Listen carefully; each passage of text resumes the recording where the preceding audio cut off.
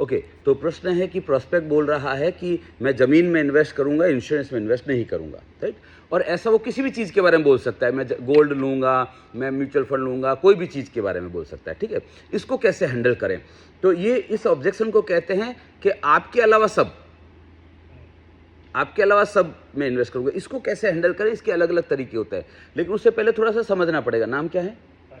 भास्कर भाई समझना पड़ेगा कि 100 में से कितने कस्टमर ऐसा बोल रहे हैं? 10% बोल रहे हैं। हमेशा ध्यान रखिए, 100 में से 10% लोग अगर ऐसा बोल रहे हैं तो ये कोई प्रॉब्लम नहीं है, ठीक है। कुछ लोगों को किसी और में इन्वेस्ट करना है, कोई हर्ज की बात नहीं है, हम बाकी 90% लोगों के ऊपर ध्यान देंगे। पॉइंट नंबर 1 क्लियर हो रहा है सबको? लेकिन अगर आप बोलेंगे नहीं सर मैं 100 लोगों से मिलता हूँ और 70-80 लोग ऐसा बोल रहे हैं, तो कंसर्न है। इसका मतलब है शायद या तो हमारी बात सही नहीं तरीके से नहीं कर रहे हैं, और या फिर वो जो प्रोस्पेक्ट है वो लिस्ट गलत पकड़ ली है मैंने, है ना, कि मैंने सिर्फ उन्हीं लोगों की लिस्ट पकड़ ली है जो सिर्फ ज़मीन में ही इन्वेस्ट करते हैं। तो हम हमारी प्रोस्पेक्ट लिस्ट को चेंज कर लेंगे। तो पहला है कि हम हमारे तरीका को रिविजिट करके और उसको चेंज करेंगे, या फिर हम प्रोस्पेक्ट लिस्ट को चेंज करेंगे। यहाँ तक क्लियर हो रहा है? इसका एक और तरीका है, कहाँ कहाँ इन्वेस्ट कर सकता है वो व्यक्ति। लिखो लिस्ट, इन्वेस्टमेंट ऑप्शंस। और मैं चैलेंज दे रहा हूं आपको, एक इंश्योरेंस एडवाइजर जो 15-20 साल से भी ये काम कर रहा होता है, वो 10 नाम नहीं गिना पाता है। आप भी जो वीडियो देख रहे हैं, इस वीडियो को यहीं पे पॉज करके और लिखिए कि उस व्यक्ति के पास इन्वेस्टमेंट करने के लिए, फाइनेंशियल प्लानिंग के लिए इन्वेस्ट करने के लिए कितने ऑप्शंस अवेलेबल है, कौन कौन से ऑप्शंस अवेलेबल है, लिखिए। अगर आप ऑप्शंस देखेंगे किसी भी व्यक्ति के पास क्या क्या ऑप्शंस हैं, तो बहुत सारे ऑप्शंस निकल कर आएंगे। जैसे कौन कौन से लिखे आपने? म्यूचुअल फंड, शेयर मार्केट, उसी के आगे ELSS लिख लो, एक ELSS भी होता है, ठीक है। फिर वो सिल्वर में डाल सकता है पैसा, गोल्ड में डाल सकता है, और आगे गोल्ड बॉन्ड लिख लो, गोल्ड बॉन्ड भी होता है, ठीक है। वो जमीन में, रियल एस्टेट में इन्वेस्ट कर सकता है। वो व्यक्ति किसान विकास पत्र, इंदिरा विकास पत्र ले सकता है, MIS ले सकता है, पोस्ट ऑफिस की जो स्कीम्स होती है, सुकन्या समृद्धि इत्यादि। वो रिकरिंग अकाउंट खुलवा सकता है, सेविंग अकाउंट खुलवा सकता है, करंट अकाउंट में रख सकता है, कैश रख सकता है अपने घर पे, पेंटिंग्स खरीद सकता है, कलेक्टेबल आइटम खरीद सकता है, एंटीक्स खरीद सकता है, क्रिप्टो में पैसा डाल सकता है, राइट। ब्याज पर दे सकता है, पर्सन टू पर्सन लोन जिसको बोलते हैं, पर्सनल लोन इंडिविजुअल लोगों को, है ना, तो वो कर सकता है। इंश्योरेंस में इन्वेस्ट कर सकता है वो व्यक्ति, और अपने करंट बिजनेस में इन्वेस्ट कर सकता है वो व्यक्ति। तो ये सारे ऑप्शंस उसके पास हैं। अब आपको समझना पड़ेगा कि जब आप फाइनेंशियल प्लानिंग की बात करते हैं, तो इनमें से कौन सी चीजें फाइनेंशियल प्लानिंग के लिए सूटेबल है। क्या सभी चीजें फाइनेंशियल प्लानिंग के लिए सूटेबल है? नहीं है। उदाहरण के तौर पे बच्चे की उम्र है 4 साल, ठीक है, और 16 साल बाद उसको पैसा चाहिए। जब बच्चा 20 साल का हो जाएगा, हायर एजुकेशन में आएगा, तब उसको पैसा चाहिए। तो 16 साल के लिए क्या वो किसी को ब्याज पे पैसा देके इकट्ठा कर सकता है? नहीं कर सकता। क्यों? क्योंकि हर एक इंस्ट्रूमेंट के कुछ प्लस पॉइंट है, कुछ माइनस पॉइंट है। आपको शांति से बैठकर एक दिन इसकी लिस्ट बनानी पड़ेगी। आपको थोड़ा गूगल करना पड़ेगा, आर्टिफिशियल इंटेलिजेंस जो चैट GPT हो, तो उसमें जाना पड़ेगा कि ब्याजे पैसा आपे कोई तो ना प्लस पॉइंट सूचे, माइनस पॉइंट सूचे। प्लस पॉइंट क्या है? उसके ज्यादा रिटर्न मिल सकता है, 2% महीने का मिल सकता है उसको। लेकिन माइनस पॉइंट क्या है उसका? कैपिटल का कोई भरोसा नहीं है। या तो वो गया तो गया पैसा, और अगर आप भी चले गए तो कोई देने नहीं आता है कि जता रहे कहीं वादा नहीं, हमें पैसा लीधे लाता है अपने पास, है ना। तो ये एक बहुत बड़ी उसका माइनस पॉइंट है। दूसरा, चाहिए 16 साल बाद पैसा। 16 साल तक ये ब्याज पे रहेगा ही पैसा, इसकी गारंटी नहीं है। तो कंटिन्यूटी ऑफ इनकम की गारंटी नहीं है उसमें। FD है तो उसमें रिटर्न कम है और टर्म कम है उसमें। गोल्ड है तो उसमें, तो हम किस आधार पर डिसाइड करेंगे कि किस में इन्वेस्ट करना है? तो लिख लो, कोई भी इन्वेस्टमेंट करना हो, कोई भी डिसीजन लेना हो, तो उसके लिए सबसे पहला पैरामीटर क्या होता है? नो। अगर आपकी नाम क्या है? हाँ, ईशांत। ईशांत, अगर मैं किसी के पास जाता हूं, मैं सपोज शौर्य के पास जाता हूं और इसको फाइनेंशियल प्लानिंग करवाना चाहता हूं, तो मैं इसको सजेशन दूं फाइनेंशियल प्लानिंग के लिए ये करो, तो उसके लिए मेरे पास पहला पैरामीटर क्या होगा डिसीजन लेने का, कि मैं क्या सजेस्ट करूं? रिटर्न नहीं, सिक्योरिटी नहीं, रिस्क नहीं। नहीं वो तो है उसके पास, लिक्विडिटी नहीं, लाइफ कवर नहीं। नीड तो बोल ही रहा है ना, बच्चे का एजुकेशन का प्लानिंग, बच्चे का शादी का प्लानिंग। आपको जानकर बड़ा आश्चर्य होगा, और मैं बड़ी जिम्मेदारी के साथ ये बात बोल रहा हूँ, नॉर्मली लोग इस विषय पर बात नहीं करते। सबसे इंपॉर्टेंट होता है टाइम कितना है आपके पास, क्योंकि उसके आधार पर डिसाइड होगा। हितेश भाई, ये व्यक्ति बोल रहा है कि मेरे को मेरे बच्चे के एजुकेशन का प्लानिंग करना है, बच्चे की उम्र 16 साल हो चुकी है, 4 साल बाद पैसा चाहिए, तो आपका पूरा पूरा गेम चेंज हो जाएगा कि 4 साल में कुछ नहीं हो सकता है भैया। अब प्लानिंग नहीं हो सकता है, अब तो जो आपके पास पैसा है 4 साल के लिए एफडी में रख दो भले उसको ना। मारे 20 लाख रुपया जो ये केवी रीते था, केवी रीते ना था, હવે लोन ज लेवू पड़े, राइट और रॉन्ग। लेकिन अगर आपको पता चले कि इसके बच्चे की उम्र 2 साल है और 18 साल का टर्म है आपके पास, तो आप इसको प्लानिंग बता सकते हो। फिर ऑप्शन खुल जाते हैं आपके पास कि भाई आप एक काम करो, गोल्ड भी ले सकते हो, आप इंश्योरेंस भी ले सकते हो सकता है 18 साल का टर्म है, म्यूचुअल फंड भी एक बार के लिए रेकमेंड कर सकते हो, कोई हर्ज नहीं है। तो ये सारा गेम टर्म के ऊपर डिपेंड करता है। हम लोग गलती क्या करते हैं, रिटर्न के ऊपर डिसाइड करते हैं, कस्टमर रिटर्न के ऊपर डिसाइड करता है। हाँ, एक इंश्योरेंस एडवाइजर किस चीज के ऊपर डिसाइड करता है कि कितना पैसा अभी दे सकता है ये, जबकि ये मायने ही नहीं रखता है। ये बोलता है ठीक है ऊंचे ने लाख रुपया वर्ष से आपी सकूँ तमने, पर 4 ही साल बाकी है बच्चे के एजुकेशन के लिए, 20 साल नहीं हो सकता है, कहीं पर भी डाल दो भले आप।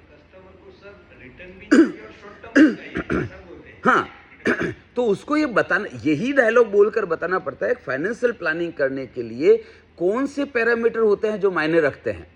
और वो सबसे पहला पैरामीटर होता है टर्म कितना है आपके पास, समय कितना है, उसी के आधार। जैसे उदाहरण के तौर पे काका आपका उम्र कितना है, 61 है। अब अगर काका मेरे पास आते हैं और बोलते हैं कि हिमांशु भाई मेरे को रिटायरमेंट प्लानिंग बताओ कुछ, तो अब तो मैं इनको ये बोलूंगा कि जितना पैसा है उसका कुछ एन्युटी दिलवा सकता हूं मैं आपको। तो बोले कि है तो कुछ नहीं, तो कुछ नहीं हो सकता है उनका। लेकिन शौर्य के पास 30 साल है अभी, तो उसका मैं रिटायरमेंट प्लानिंग प्रॉपर कर सकता हूं। डिफरेंस समझ में आ रहा है? सो मेरे पास हो सकता है, मेरे पास अभी 6 लाख रुपया हो और मैं आकर आपको बोलूँ मेरा रिटायरमेंट प्लानिंग कर दो, लेकिन मेरी उम्र ही 54 साल है, तो अब 6 साल में ये 6 लाख 30 लाख नहीं हो सकता है आपका। किसी भी शेयर में डाल दो भले आप, किसी भी जगह पर डाल दो। तो सबसे इंपॉर्टेंट होता है टर्म, ये प्रोस्पेक्ट को बताइए। तो अब अगर मैं काका के पास जाऊंगा, इनका तो 61 साल उम्र हो गई, तो क्या क्या कुछ मैं सॉल्यूशन दे पाऊंगा इनको? तो मुझे खाली हाथ आना पड़ेगा, यस और नो? नो। तब मैं उनको बोलूंगा कि कहीं ये गलती आपके बच्चों से ना हो जाए कि वो भी 61 में रिटायरमेंट प्लानिंग का सोच रहे हो। तो अगर उनकी उम्र 61 है तो बच्चों की उम्र कितनी होगी अभी? 30-40 के बीच में होगी। तो उन लोगों के पास अभी भी 20 साल है रिटायरमेंट प्लानिंग के लिए। तो मैं उनको बेस बनाकर उनके बच्चों का रिटायरमेंट प्लानिंग के लिए शुरुआत करवाऊंगा कि कहीं ऐसा ना हो कि आपकी हालत भी ऐसी हो कि छेली घड़ी दौड़ू पड़े आपने। डिफरेंस समझ में आ रहा है? तो मैं खाली हाथ नहीं आऊंगा वहां से मैं मेरा प्रोस्पेक्ट चेंज कर दूंगा कि अब वो प्रोस्पेक्ट नहीं है। वो प्रोस्पेक्ट मेरे पास तभी है जब उनके पास लमसम पैसा पड़ा है और मुझे सिंगल प्रीमियम कोई एन्युटी प्लान में डलवाना है, तो वो मेरे प्रोस्पेक्ट है। पर बिल्ड करने के लिए वो मेरे प्रोस्पेक्ट नहीं है। यहां तक क्लियर हो रहा है सबको? सो कोई भी इंस्ट्रूमेंट आता है आपके पास तो तुरंत कंपैरिजन करके बताइए कि भैया आपको ये जो जमीन का बोल रहे हैं बहुत अच्छी बात है जमीन का, लेकिन किस पर्पस से इन्वेस्ट करना है आपको? सुनना बहुत ध्यान से। ये सारी चीजों के बाद एक नया पॉइंट ऐड कर रहा हूं मैं, उद्देश्य क्या है? तो लिख लो, पहला टर्म इंपॉर्टेंट होता है डिसीजन लेने में सबसे पहले इंपॉर्टेंट टर्म होता है कि कितना समय है। उसके बाद सेकंड पॉइंट कौन सा इंपॉर्टेंट होता है? पर्पस क्या है, क्योंकि पर्पस चेंज होते ही इंस्ट्रूमेंट चेंज हो जाएगा। भास्कर भाई, पर्पस क्या है? पर्पस है मेरे को है ना रिटायरमेंट के बाद वर्ल्ड टूर करना है।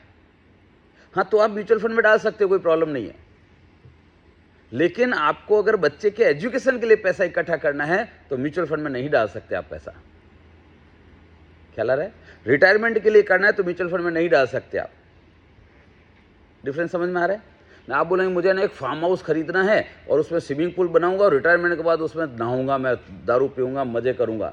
हाँ, तो म्यूचुअल फंड में डाल दो, अभी 20 साल है आपके पास, 2 करोड़ हो गया तो अच्छा है, नहीं हुआ तो भी अपन कुडासन में एक फ्लैट लेके चला लेंगे जिंदगी। वर्ल्ड टूर के लिए आपका 3 करोड़ हो गया तो वर्ल्ड टूर कर लेना, नहीं हुआ तो हम माउंट आबू जाके वापस आ जाएंगे, कुछ घट नहीं जाएगा। लेकिन बच्चे के एजुकेशन के लिए 3 करोड़ का प्लानिंग करना है और वो नहीं हुआ तो बच्चे को नहीं बोल पाएंगे कि अब तू पायलट मत बन, ग्राउंड स्टाफ बन जा। डिफरेंस समझ में आ रहा है? तो पर्पस क्या है, तो उसको पूछ लो कि सर आप ये जो बोल रहे हैं मुझे कि मैं जमीन में इन्वेस्ट करूंगा, सो पर्पस क्या है, उद्देश्य क्या है जमीन में इन्वेस्ट करने का, बताइए।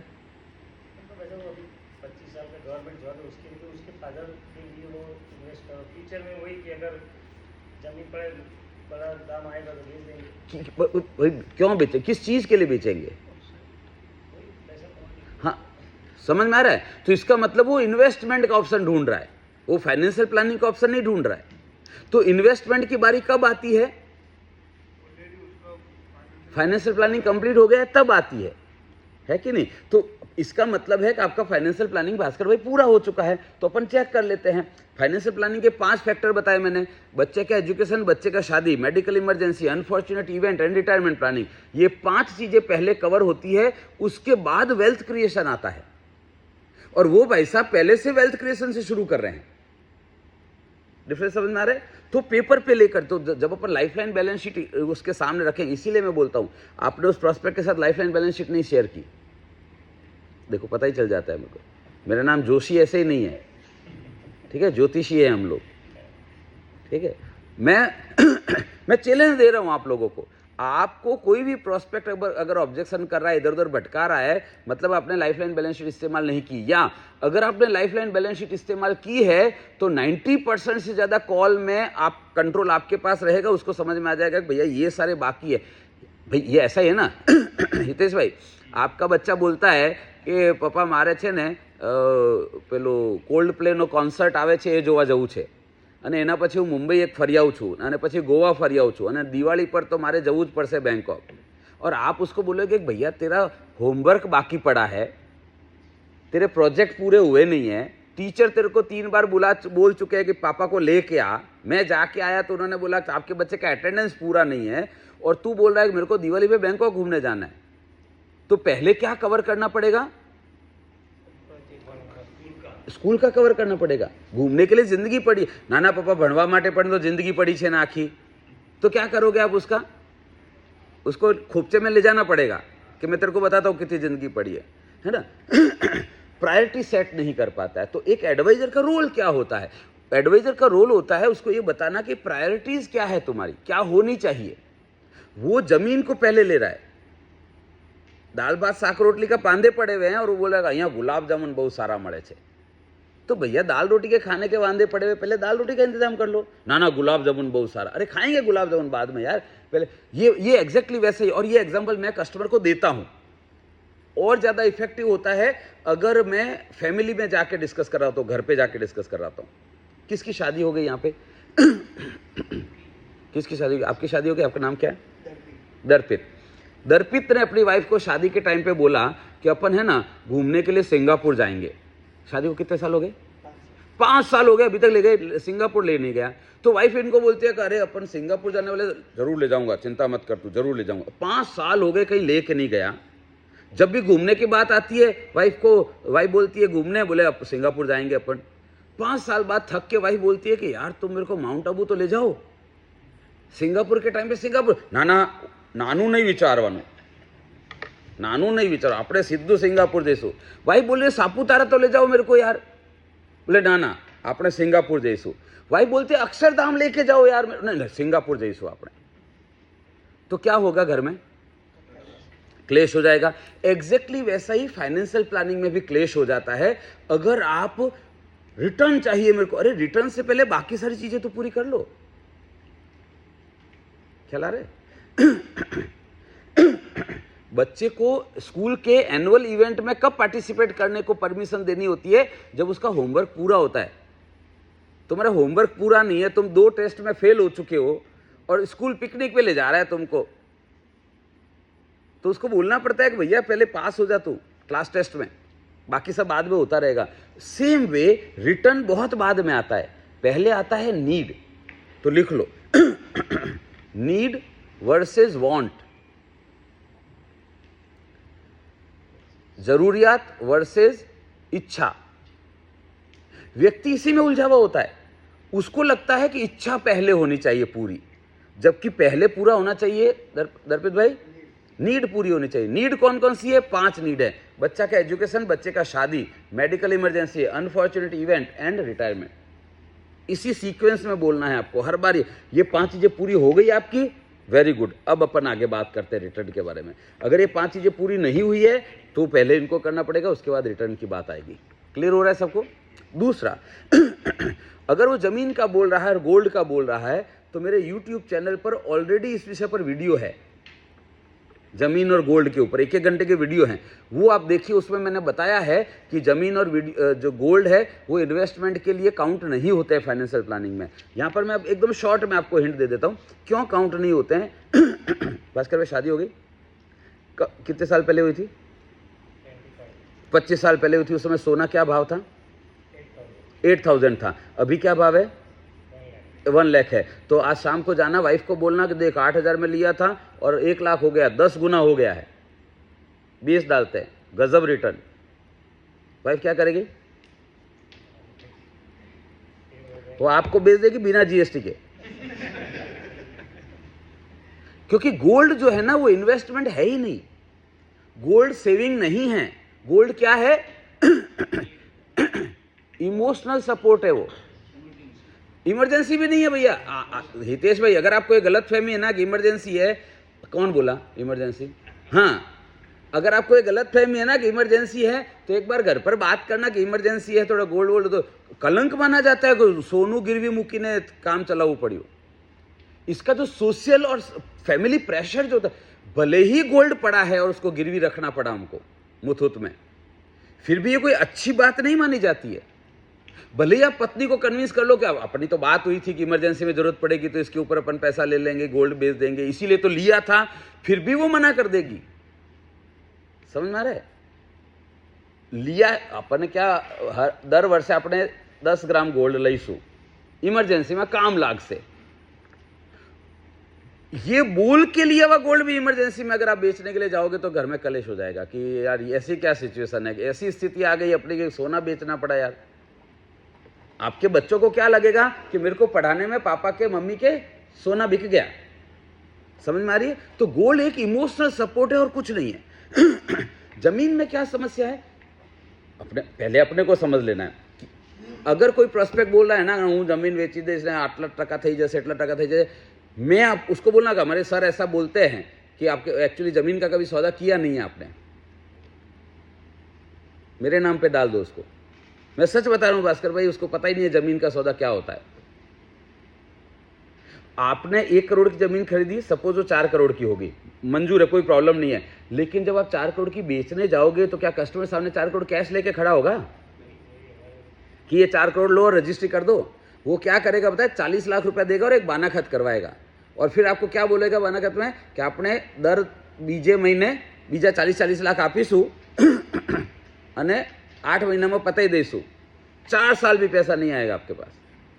वो लटका देगा आपको कि हमणा जरा खेंच आवाना था मारे, आवाना छे हितेशभाई, ना એ આવાના છે મારા, એ જરાક મોડું થઈ ગયું છે એનું, એટલે એ આપી દઉં છું, તમે चिंता नहीं करो। और फिर वो 2-2, 4-4 लाख करके टुकड़े टुकड़े टुकड़े करके इतना कचरा हो जाएगा उस कैपिटल का कि वो खर्च भी हो जाएंगे, पता भी नहीं चलेगा कहाँ खर्च हो गया। दूसरा, जमीन जो है अगर इतनी मौके की जगह पे जमीन है कि 1 करोड़ की 4 करोड़ हो गई है तो आप अकेले नहीं होंगे, वहां पर 4 लोग कब्जा करने के लिए बैठे होंगे। ठीक है, मैं आपको कम से कम 10 ऐसे मेरे संपर्क के लोग बता सकता हूं जिन्होंने जमीन का बाना खत करने के बाद अब वो फंस गए हैं, सामने वाला पैसे नहीं दे रहा है और दोबारा बेच नहीं सकते उसको, है ना। तो जमीन खरीदना बेचना हरेक का काम नहीं है, ये हरेक का काम नहीं है। और ये एक ऐसी चीज़ है, मैं बॉम्बे का थोड़ा सा अगर आपने स्टडी किया होगा माफिया को तो पता होगा, अदरवाइज ज़मीन एक ऐसी चीज़ है जो कम होती जा रही है धीरे धीरे। गोल्ड फिर भी 2 माइन मिल जाएगी तो और निकल जाएगा। डायमंड का आपने देखा ना, नकली बनने लग गए, लैब ग्रोन डायमंड हो गए, गोल्ड भी बनने लग जाएगा, लेकिन ज़मीन बना नहीं सकते आप। तो धीरे धीरे सारा माफिया ज़मीन में शिफ्ट हो जाएगा। खोसला का घोसला पिक्चर देखिए, नहीं देखिए तो लिख लो, वो देख लेना। जिसको भी जमीन की गलतफहमी हो ना, वो खोसला का घोसला पिक्चर का लिंक भेज दो उसको, है ना। बाकी मैंने और डिटेल में उस वीडियो में बताया हुआ है कि जमीन क्यों फाइनेंशियल प्लान। अच्छा चलो बिक भी गई तो भास्कर भाई उम्र कितनी है आपकी? 55 है। आप ये जो मेरे को वट से बोल रहे हो ना, कह रहे चिंता मत करो मेरे पास तो जमीन पड़ी है 4 एकड़, ये वट क्यों है आपके पास? क्योंकि जमीन पड़ी है। फिर जरूरत पड़ने पर उसको बेच दोगे। अभी आप सक्षम हैं, सबल हैं, समर्थ हैं और जमीन भी है, तो आपके टोन में टर्नी है। फिर जरूरत पड़ने पर वो जमीन बेच दोगे, फिर सक्षम भी नहीं रहोगे उम्र के साथ, सबल भी नहीं रहोगे, समर्थ भी नहीं रहोगे और जमीन भी नहीं रहेगी। तो ये जो टोन है ना, ये खत्म हो जाएगी। तो उसको फाइनेंशियल प्लानिंग नहीं कहते हैं, उसको बोलते हैं अरेंजमेंट करवो पड़ी। फाइनेंशियल प्लानिंग उसको कहते हैं कि जमीन भी बेचनी ना पड़े, गोल्ड भी बेचना ना पड़े, और फिर भी बच्चे का एजुकेशन हो जाए, फिर भी बच्चे की शादी हो जाए, फिर भी रिटायरमेंट हो जाए, उसको फाइनेंशियल प्लानिंग कहते हैं। तो अदरवाइज बेचना ही है तो फिर अपन सुनते हैं ना हितेश भाई कि घर के बर्तन भांडे बिक गए उसके, जब खाने का पैसा ही नहीं था तो बर्तन भांडे का क्या करता है वो बेच दिया तो क्या फर्क पड़ गया। लेकिन ये बड़ी बात मानी जाती है कि घर बिक गया उसका। और मैं एक मतलब मैं कंपनी का नाम नहीं बता सकता, पर एक बहुत बड़ी कंपनी के बहुत बड़े लीडर है जिनके बेटे का एडमिशन हो गया पायलट में, ठीक है, और वो मुंबई के पॉश एरिया में रहते थे, बढ़िया एरिया में, ठीक है, कोलाबा करके साउथ मुंबई एरिया, अगर आपको ध्यान हो तो प्रीमियम एरिया है। अब क्योंकि पैसा अरेंज नहीं हुआ, प्लान नहीं किया था, पायलट तो बनाना है, बच्चे को भेजना है बाहर विदेश में, तो उनको क्या करना पड़ा पता है? उनको वो कोलाबा वाला घर बेच के और कहाँ शिफ्ट होना पड़ा? मीरा रोड पे शिफ्ट होना पड़ा। समझ में आ रहा है? पर बच्चे का एजुकेशन तो हो गया ना, तो सर मेरे को काम लगा ना वो मेरा फ्लैट कोलाबा वाला। तो आप तो बोलते हो काम नहीं लगती है प्रॉपर्टी, लेकिन जिंदगी भर मन में कोचता रहेगा उसको कि साला कोलाबा में रहते थे, बेच के उधर जाना पड़ा हमको, मीरा रोड जाना पड़ा। ये जो बोलते ना, कचवाट रह जाएगी मन में उसके। जबकि मेरे हिसाब से आपने फाइनेंशियल प्लानिंग की होती तो कोलाबा वाला घर भी नहीं। अच्छा, बच्चे को जिंदगी भर क्या लगता रहेगा कि प्रॉपर्टी बिक गई, पुश्तैनी प्रॉपर्टी बेच देनी पड़ी हम मेरी वजह से, गिल्टी फीलिंग में करियर की शुरुआत होगी उसकी। सो उसको फाइनेंशियल प्लानिंग नहीं कहते हैं, है ना। अच्छा इससे समझ में आता है तो ठीक, नहीं तो मैं लास्ट का ब्रह्मास्त्र बताता हूं आपको। ये जितने भी लिस्ट बनाई है ना अपन ने कि यहाँ यहाँ यहाँ इन्वेस्ट कर सकते हैं, इन सब के फॉर्म रखो अपने पास। आपका बैग कहाँ है? जब आप कॉल पर जाते हैं तो कुछ बैग लेके जाते हैं, है ना। आप लोग बैग लेके जाते हैं, उस बैग में सारे फॉर्म होने चाहिए। गोल्ड का भी फॉर्म होना चाहिए, इंश्योरेंस का भी होना चाहिए, म्यूचुअल फंड का भी होना चाहिए, एफडी का भी, सारे फॉर्म रखो फिजिकल। भले डिजिटल हो गया लेकिन इधर फिजिकल फॉर्म रखो आप। और 4 जमीन के भी फॉर्म होने चाहिए। 2 बिल्डिंग बन रही है उसके भी नक्शे होने चाहिए, वो बिल्डर के ब्रोशर होने चाहिए। और वो बोल रहा है शौर्य के सर मैं तो गोल्ड में इन्वेस्ट करूंगा, ठीक है, तो बैग ओपन करो और गोल्ड ELSS का या गोल्ड बॉन्ड का फॉर्म निकालो। बोले करो सर, करो। क्या लगता है वो फॉर्म भर देगा? गोली दे रहा है वो, उसको पता है तुमको हैंडल करना नहीं आता इसको। अच्छा, फिर आप बैग खुला रख के क्या बोलेगा? अच्छा और कहाँ शौर्य? પ્રોપર્ટી. તો સીધે પ્રોપર્ટી કે 2 ડોક્યુમેન્ટ નિકાલો કે જો આ દર્શનમ બિલ્ડરનું છે અને આ શ્રીરામ બિલ્ડરનું છે, અને આ પ્લોટ જોઈએ તો આ એકદમ રોડ ટચ પ્લોટ છે અને હાઈવે બાયપાસથી 100 મીટર અંદર જ છે, અને ફ્લેટ જોઈએ તો આ સાઉથ વેસ્ટનો ફેસિંગ ફ્લેટ છે। तुरंत ब्रोशर उसके सामने रखो, बोले लो